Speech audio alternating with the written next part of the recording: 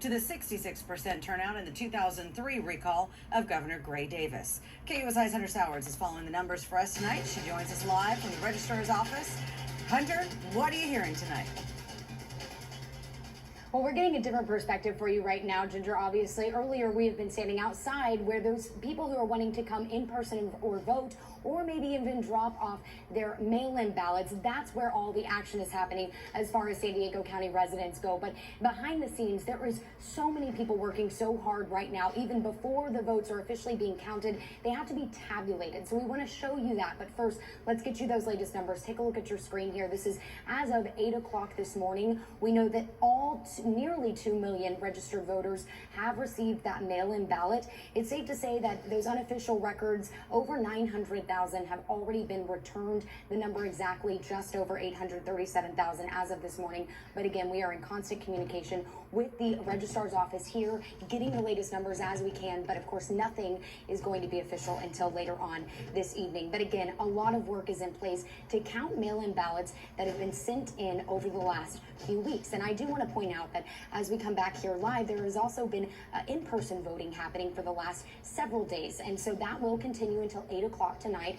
If you are in line at a polling location by 8 o'clock, you will be allowed to vote. They just won't let anybody else get into that line past the 8 o'clock point. So take a look here. I want to again show you something that you don't really get to see very often. This is the ballot tabulation room. There's actually several of them right now that obviously we can't get into because of security purposes, but that should make everybody feel really good, because this is something that I know is at the top of everyone's mind, is ballot security. There are so many things that are being put into place across the state to make sure that this is a safe and fair election. There are over 200 polling locations that people can actually go to vote in person. There's over 130 ballot drop-off locations, and if you go to this sdvote.com, this San Diego County's Office of Registrars, their website, it's organized those ballot drop-off locations by zip code. So just get in there, click on the ballot drop-off location link, and then go down until you see your zip code. That's how the best way to find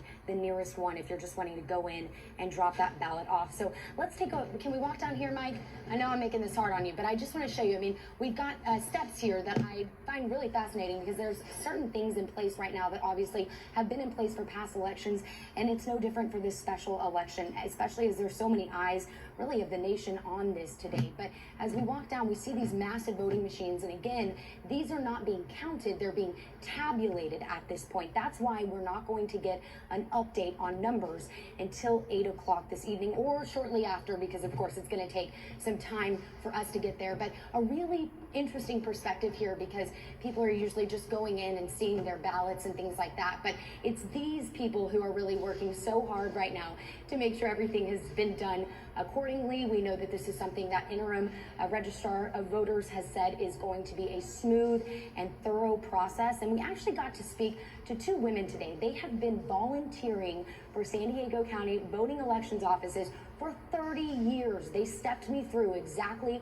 how they have been helping, how they've been doing their part. But I also asked about the number one question, security. What is being done to make sure that the ballots are going where they need to go and are doing that safely? So take a listen to what they had to say.